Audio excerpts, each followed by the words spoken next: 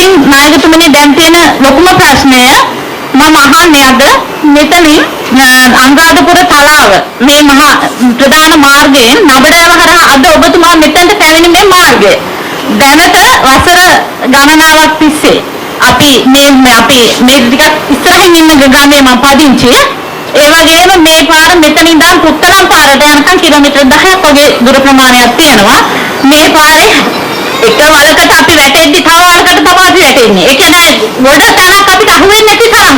ඒ තරම් අපි යන්නේ බයිසිකලෙන්. ඒ බයිසිකලෙන් යද්දි හැම වෙලාවෙම මෙහෙම තමයි අපි යන්නේ. ගෙදරට යනකම් මෙහෙම ආයෙ ගෙදරින් මෙහාට. එතකොට අපි ගොවිතැන් කරන මිනිස්සු ආර්ථික මධ්‍යස්ථානයේ තමයි මොනවා හරි අපි කරන දෙයක් එළවලු ටිකක් හරි අපි පාන්දර 4ට 5ට මෙහෙ යන්නේ. ඒ වගේම තමයි අලි අනතුරු. පාර දෙපැත්තේ හවස 4 වෙද්දී අලි. එතකොට අපේ දරුවෝ පාසල් ගියදී අපි මේ පාර දිගේ. මගේ දරුවෝ මගෙන් අම්මා මගේ ඔළුව කැරකෙනවා. කියන පැය භාගයක් විතර මම ගෙදරින් නම් ඉහාසින් ළඟට එනවා. ඒ එන හැම වෙලාවෙම මෙහෙම ඔළුව හෙලවෙනවා. ඉස්කෝලේ ළඟට ඇති ළමයි ඔළුව හෙලවිලා. ඉතින් ඒ වගේම තමයි හදිස්සිය රැට අපිට ලෙඩෙක් ගේන්න බෑ පාරේ. හදිස්සියට අපිට කුලී රථයක් ගෙන්න ගන්න කවුරුත් එන්න කැමති නෑ. දවල් කාලේ එන්නේ නෑ වාහන සවුත් වෙනවා කියලා එන්න කැමති නෑ. ඒ වගේම තමයි රාත්‍රී කාලේ එන්න කැමතිත් නෑ. හදිස්සියට හරි ඇවිල්ලා පාරේ අනතුරක් වුණාට අලි ඉන්නවා. එතකොට හදිස්සියට ගමන යන්න බෑ පාරේ. ඒ වගේ ලොකු ප්‍රශ්නයකට අපි මුහුණ දීලා තියෙනවා. ඒ වගේම තමයි මේ පාර මේ මැදදී වැව් තුනකින් වෙහි කාලේදී වතුර වහන් දානවා. ඒ වහන් දාන හැම පාලමකින්ම අපිට යන්න බෑ. අවහිර වෙලා අපි මාස 3ක් විතර ගමේ රැඳිලා ඉන්නවා. මේ අර හිත මෙහෙට කියන එක කවුමකටවත් අපිට යන්න බැරුව. අපේ ගම ගත්තාම මේ මාර්ගයේ මැද වගේ පිහිටලා තියෙනවා. ඉතින් ඒ නිසා ඒ පාරට අපිට ලොකු උදව්වක් කරන්න තියෙන්නේ අපිට නායකතුමනි පාර යම් ප්‍රමාණයකින් හරි පිරිසකර කරලා දෙන එක. අපට ඕනේ කරලා තියෙන්නේ මේ ව්‍යවයටේ අක්ෂර 200කට ආසන්න කුඹුරු ප්‍රමාණයක් දැනට තියෙනවා. නමුත් සමහර වැලි මාස්කන් වල බව වැඩ කරන්න වතුර ප්‍රමාණවත් ලැබෙන්නේ. අපි ජලකෝටාවක් බව අයිලා තියෙනවා අපේ ව්‍යාපාරමේ කාලේ මෛත්‍රී පාලසේනා ඉංග්‍රීසිනාවතුමාට අතින්වලියුම දීලා ජලකෝටාවක් කියලා ඉල්ලුම් කරලා තියෙනවා. එතකොට අපට සක්‍රියතා වාර්තාවක් දීලා තියෙනවා වාරිමාර්ග දෙපාර්තමේන්තුවෙන් මේ වලට නෝදලේ 37 වතුර ගන්න පුළුවන් කියලා. ඒකත් මම දැන් බොරු වාර්තාවක් දෙන එකක් නෑ. ඒකට ඒක දුමන්ද දිසානායක ප්‍රතිකාරමයන්තුමා ඒ කාලෙත් බැරි වුණා තාමත් බැරි වුණා නායක ආන්දරේ 60 දශකයේ ඉඳලා තමයි මේකට ඔප්පු වෙන්නේ. එතකොට අපි කතා කරලා තියෙනවා ඒ කාලේ මහවැලියේ මේක දෙන්න ගියා ගමන උඹුරු වැඩි අය උඹුරු ටික දෙදලා යයි කියලා ඒකට විරුද්ධව ලියුවා කියලා කතාවක් තියෙනවා. ඉතින් ඒ ඕනෙට අද මේ වෙනකොට දැන් මාත් එකේ කර්මයක් ඇටියට මේ පාන්සලට ඇවිල්ලා දැන් 60 වෙලා තියෙනවා. ඉතින් ඒ වෙනකොටත් මේ ඉල්ලීම තාම ඉෂ්ට කරගන්න බැරි වුණා.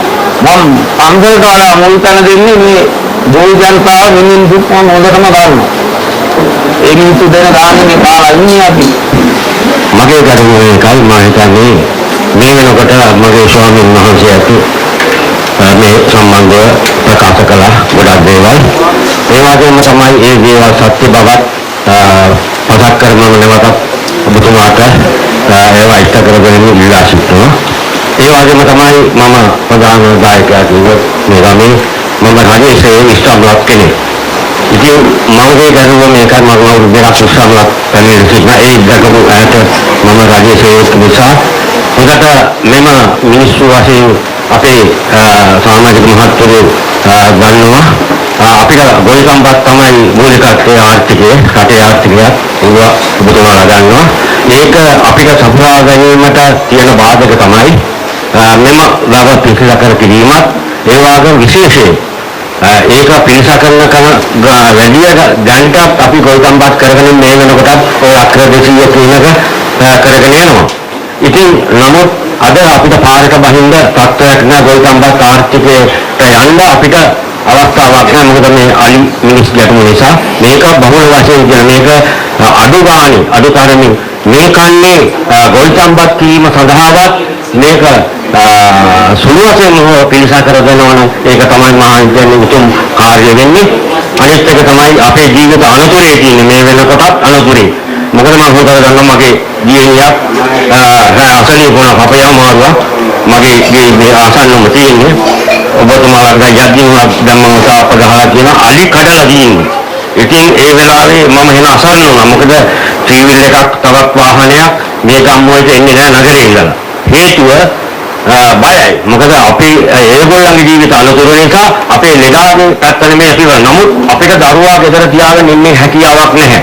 මොකද අපිට ඒ දරුවාට තියෙන සංකල්පය නිසා අපිට රෝහලකට ගෙනියන්න අනිවාර්ය වෙනවා. නමුත් මට වෙලාවකට තිබුණා ඒ වෙලාවේ මගේ ජීවිතේ පරිදු කරලා මමයි මගේ නෝනයි අරන් ගිහලා තලාව හොස්පිටලේ ඇඩ්මිට් කළා. ඒක රාත් 12 මාරයි නායකතුමනි. ඉතින් මේ වාගේ අපිට දැනට තියෙන දැවෙනම ප්‍රශ්නේ තමයි මේ අලි මිනිස් ගැටුම. මේකට පිළිසරණ ඔබතුමා අපේ ස්වාමීන් වහන්සේ කිව්වා සමානයි මේකට ඉක්මනින් කරින්න විසඳුමක් අපිට මොකද මේ මාස් කන දැන් ආරම්භ කරන දැන් ඔය යන්නේ ඒ ආකාරයට අනිත් ඒවා අපිට කිසිම දෙයක් රජයේ පැත්තෙන්වත් වෙන කිසි දෙයක් නෑ මෙන්න මේ ගැටලුව විසඳනවා නම් තමයි අපේ ජීවිත සුරක්ෂිතව වෙන්නේ මේ රටේ ආර්ථිකයටත් අපි දායකත්වය ලබන්නේ මේ ආර්ථික නිසා තමයි කියලා අපේ නායකතුමාට නැවත වතාවක් මම සිහිපත් කරමින් මගේ වචන සල්ප ආසන් කරන මාහිතනවා මම අවසාන මාසෙන් මේ පෞද්ගලික කාරණාවකට මුදුන්පත් කරන ඔබතුමාට කියා සිටි මේක හැකි ඉක්මනින් පුළුවන් විදිහට මේ මාස් කන්න වෙනකොට අපිට ඔබතුමා නැවත ඇවිල්ලා මේ ස්ථානවල බලන්න යම් ප්‍රමාණයකට හරි මේක සංවර්ධනය වෙලා තියෙනවද නැද්ද කියලා මොකද නායක ආන්දර ගොඩාක් මහන්සි වෙන හැම දෙනා උදව් උපකාර අරගෙන තමයි මේ තත්ත්වයට මේ පන්සල ගෙනලා තියෙන්නේ අඹ වත්තක් විතර මේ සියලුම දේම අලියෝ විනාශ කරන නමුත් ඒ අලගේ ආහාර සපයා ගැනීමක් තමයි කරන්නේ නමුත් ඒකට අපිට අපි පුද්ගලිකව මැදිහත් වීමක් කරන්න බෑ නමුත් අද අපි දැන් රටවල් හදාගෙන නැවත අපේ ගෙවල් දොරවල් විතරක් අපි ආරක්ෂා මොකද අපි පළවෙනිම අපේ ජීවිත ආරක්ෂා කරගන්න ඕනේ කොයි දෙයක්වත් කරන්නේ ඒකේ ඔබතුමාට මම නැවතවත් කියලා අස්ම මේක ඉෂ්ට සිද්ධ කරලා දෙන්නේ නවලගල ග්‍රාමය විහාරස්ථානයේ කේන්ද්‍ර කරගෙන අද මේ ජංගම සේවාව පවත්වන්නට ලැබීම ගැන මම දෙහිමින් සතුටුයි. ජංගම සේවාව පැවැත්වීම පමණක් නොවේ අපි අද දින පක්ෂ සමාජිකත්වයේ ප්‍රවර්ධනය කිරීමේ වැඩසටහනකුත් මේ මොහොතේ ක්‍රියාත්මක කරනවා. පළමුවෙන්ම කියන්නට ඕන ඔබ ජීවත් වෙන්නේ කලාව වාසනේ කලාව වාසනේ කිසි අර්බුදයක් නැහැ. පාර්ලිමේන්තු මන්ත්‍රී සුරංග රත්නායක මැතිතුමාව අපි පත් කරලා තියෙන්නේ කලාව වාසනේ ප්‍රධාන සංවිධායකවරයා. ඒකට තලාව මුත්තේගම රාජාංගණය ගල්නෑම ඉපරුව මේ ප්‍රාදේශීය ලේකම් බල ප්‍රදේශ වලින් සමන්විත වෙලා තිබෙන මේ ආසනය ශක්තිමත් කරන්නට හැමෝම එකට එකතු වෙලා කටයුතු කරන්නට ඕන. මහත්මයෙක් කිව්වා කණ්ඩායම් කීපයකට බෙදලා තියෙනවා කියලා. ඒ සංවිධායකතුමාගේ වගකීම තමයි බෙදලා තියෙන අය ඔක්කොම එකම කිරි. මොකද වෙන නායකයෙක් වෙන කවුරුත් නැහැ මේ ආසනයට. අපි පත් කරලා ඉවරයි සුරංග රත්නායක මැතිතුමා. පාර්ලිමේන්තුවේ මන්ත්‍රීවරේ ජව සම්පන්න තරුණ නායකයෙක්. ඒ නිසා මම පිළිගන්නවා අවුගිය පළාත් පාලන නැති කරන කාලේ ලොකු ව්‍යාකූලත්වයක් තිබුණා. ඒක මම පිළිගන්නවා. නැහැ කියලා කියන්නේ නැහැ. නමුත් දැන් මේ ව්‍යාකූලත්වයේ निराකරණය කරගෙන අපි මේ ගමන ඉදිරියට ක්‍රියාත්මක කරන්නට ඕන. මම මේ ගමට එනකොට කාගෙන්වත් කාටවත් විශේෂ ආරාධනා අවශ්‍ය නැහැ. ආරාධනා පත්‍ර ගැහුවේ නැහැ. ආරාධනා පත්‍ර ගැහුවේ නැහැ. බොහෝ දෙනෙක් ඍජු හෝ වක්‍රව දැනගත්තා. එන්න ඕන කට්ටියට එන්න පුළුවන්. යන්න ඕන කට්ටියට යන්න පුළුවන්. මට ගැටලුවක් නැහැ. සියලු දෙනාටම පුළුවන් මේ එක නායකත්වයක් තුළ අපේ සුරංග රත්නායක මහත්මයාගේ නායකත්වය තුළ ඒ වැඩ කටයුතු සියල්ලක්ම ක්‍රියාත්මක කරන්න. මැතිවරණ කාලේ මම දන්නවා විවිධ යෝජනා චෝදනා අදහස් ඒ ප්‍රශ්න තියෙනවා. දැන් මැතිවරණයේ අවසන් දැන් අපි එකට එකතු වෙලා වැඩ කරන්නට ඕන කාලය ඉඳලා තියෙනවා. පහුගිය ජනාධිපතිවරණේ මහමැතිවරණේ ඒ වගේම පළාත් පාලන මැතිවරණේ ඔබට රටේ ජනතාවට වර්තමාන රජය දිව්‍ය ලෝකයක් මවාපෑවා. දැන් මේ මවාපාපු දිව්‍ය ලෝකය යථාර්ථයක් කිරීම රජයේ වගකීම. දැන් දිව්‍ය ලෝකයක් මවාපාලා තමන්ට දිව්‍ය ලෝකයක වගේ ජීවත් වීම ඒක മന്ത്രിවරුන්ට පමණක් පාලකයන්ට පමණක් සීමා කරන්න බෑ. දැන් ඒගොල්ලෝ දිව්‍ය ලෝකේ හදාගෙන. නමුත් රටේ ලක්ෂ 220ක් ජනතාව ඒ බලාපොරොත්තු වුණු ඒ මහා දැවැන්ත සංවර්ධන ගමන මාර්ග පද්ධති ගොඩනැගීම වැල්වමු ප්‍රතිසංස්කරණය කිරීම දැන් මට වුණා කියනවා දැන් කිලෝමීටර් 2.5ක් පාර හදනවලු ඉදිරි මාස දෙකක් ඇතුළත කරන්න පුළුවන් වැඩක්ද වහින කාලේ? මේ වහින කාලේ පාර හදනවා නම් හදන්නේ අපව කැඩෙන්න. යම් කිසි කාලයක් තිබෙනවා ඒ පාරක් හැදෙනකොට යම් ප්‍රමිතින් අනුගමනය කරන්නට ඕන. පාරවල් හදන්න ඕනේ ආපහු ඒවා කැඩිලා නැවත තවත් මහා විශාල ධනස්කන්ධයක් යොදවලා නැවත මේ පාරවල් හැදීම නෙමෙයි. හැදෙන්නට ඕන යම් කිසි දීර්ඝ කාලයකට ප්‍රදේශයේ ජනතාවගේ ප්‍රයෝජන නිසා. ඉතින් ඇත්ත වශයෙන්ම මහා ඇස්පැන්දුමක් කරේ ඓතිහාසික රැවටිල්ලක් කරේ. ඒ ඓතිහාසික රැවටිල්ල තුළ අද මේ රටේ ජනතාව දුක් වෙනවා. ආස උසට බඩු මිල ගිහිල්ලා 133කින් අඩු කරනවා කියපු විදුලි බිල දැන් මේගොල්ලෝ වැඩි කරන්නේ නැහැ. රාජ්‍ය ආයතන රාජ්‍ය සේවකින් ආරක්ෂා කරනවා කියපු නිසා හොරෙකට ගිහිල්ලා හතර ගැහුවා. අද රාජ්‍ය ආයතන සමහරක් ඈවල කරලා රාජ්‍ය සේවකයන්ව ගෙදර යනවා. රාජ්‍ය සේවකයන්ගේ රැකියාව සුරක්ෂිතව මේ අය තහවුරු කරලා නැහැ. කියන දෙයක් කියන්නේ බොරු කරන දෙයක් කරන්නේ බොරු. අපි අත්ත වශයෙන්ම සතුටු වෙනවා මේ කුඩු ව්‍යාපාර වලට විරුද්ධව කුඩු කාර්යවලට විරුද්ධව ක්‍රියාත්මක කරන ක්‍රියාවලිය පිළිබඳව අපි සතුටු වෙනවා. රජේ කවුරුත් කතාවල කියන්නේ නැහැ කොහොමද රතුරේ ගහපු කන්ටේනර් 323ක් එළියට දෙන්නේ කියලා. ඒකවල කතා නැහැ. ඒකවල ඉඳහම නැහැ. ඒකවල දැන් මේ අහුවෙන කුඩු කන්ටේනර් අයිස් කන්ටේනර් අර රතුරේ ගහපු 323ට අඩංගු වෙලා තිබුණු කන්ටේනර්. ඔය වගේ කන්ටේනර් කීයක් නිදහස් කරා? කීයක කුඩු තිබුණා? කීයක අයිස් තිබුණා? කීයක වෙනත් අවදානම් සහිත බහන්න තිබුණා? ඒව ගැන කතා නැහැ. ඒව ගැන ජනතාවගේ ප්‍රශ්න වලට උත්තර දෙන්නේ නැහැ. ළඟදීම අස්වැසුම වැඩසටහන් නතර කරන්න යනවා. ඇත්තටම අස්වැසුම වැඩසටහන තුළින් දුප්පත්කම තුරන් කරනවා. ඒ දේ සිද්ධ වෙන්නේ නැහැ.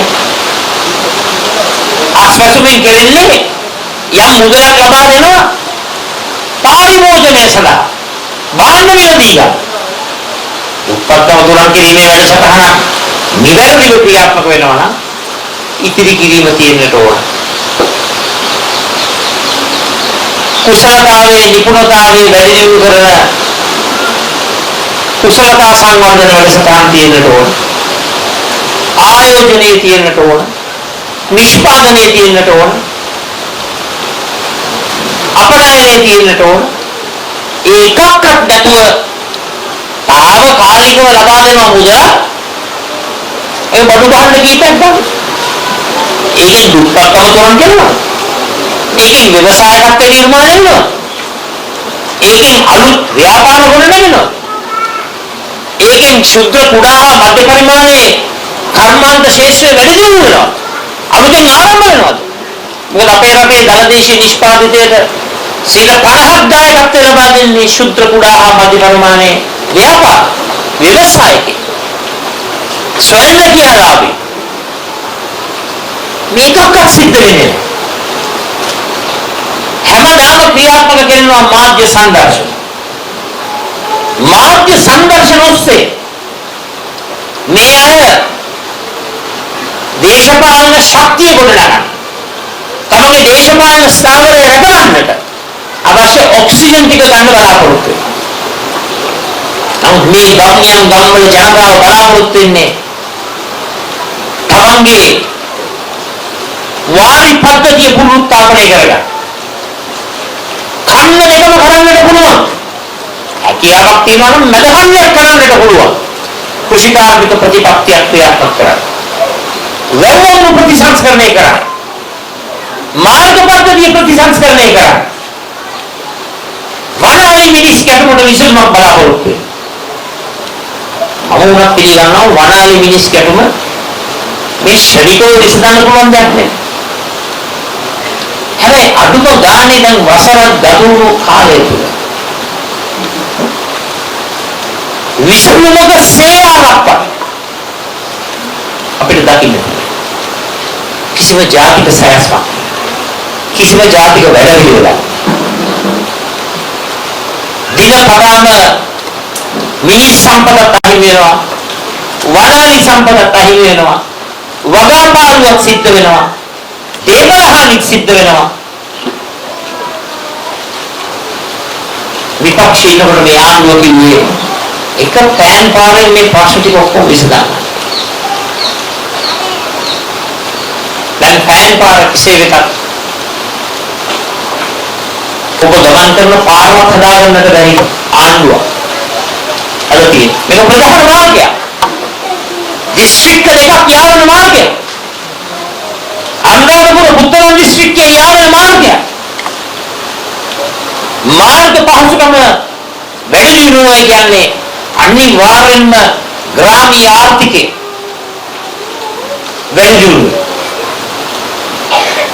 අද හදිස්සියකට ලෙඩ ගෙනියන්න බැහැ මේ පාර. හැබැයි හදිස්සියකට ලෙඩ ගෙනියන්න බැරි වුණාට විශිෂ්ට ජනවරමක් ලැබපු ආණ්ඩුවේ අගතිවරයෙකුත් ඉන්නවා මේ පාර. එයාට හදිස්සියකට ඕන වෙලාවක යන්න පුළුවන්. ඒ ගැටලුවක් නැහැ. නමුත් ගොවි ජනතාව කියනවා මොකක්ද? සාමාන්‍ය ජනතාව කියනවා මොකක්ද?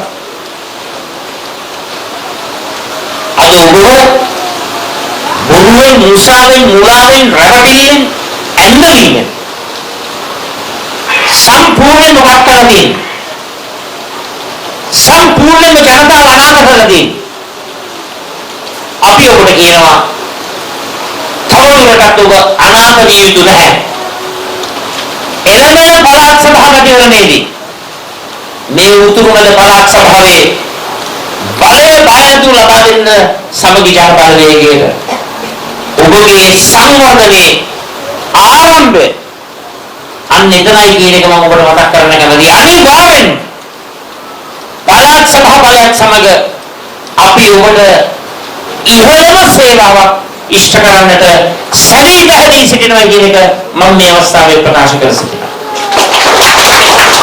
මේ දීර්ඝව කතා කරන්නට යන්නේ නැහැ. විශේෂයෙන්ම අද දවසේ ප්‍රශ්න කරුණු කාරණා රසක් ඉදිරිපත් වුණා. ඒ ගෞරවනීය නායක ස්වාමීන් වහන්සේ බොහෝම පරාර්ථකාමී පන්සලේ සංවර්ධන වෙනුවට පෙනායක ස්වාමීන් වහන්සේගේ ඉල්ලීම උනේ වනාලි මිනිස් ගැටුමට විසඳුමක් ලබා දීමත් වැව ප්‍රතිසංස්කරණය කිරීමත් ඇලවේලි ටික සදා දීමත් කන්න දෙකම කරන්නට පුළුවන් ආකාරයේ වාරි පද්ධතියක් නිර්මාණය වීම ජනතාව ගමන් කරන මාර්ගය පිළිසකර කරති. නමුත් අපේ සුරංග රත්නායක මහත්මයාගේ මූලිකත්වයෙන් මේ චෛත්‍ය කටයුතු වලට මම උත්සාහයක් දරනවා. අපේ අදනුවර සිටින දහනපතියෙක් හරි සම්බන්ධ කරගෙන අපි චෛත්‍ය රාජන් වහන්සේ විකිරීම අපි ක්‍රියාත්මක කිරීම වැදගත්. මොකද ඒ තුලින් නව එළියක් මහා දැවැන්ත පහනක් දැල්වෙනවා මේ මුළු ලබඩ බල ප්‍රදේශයේ.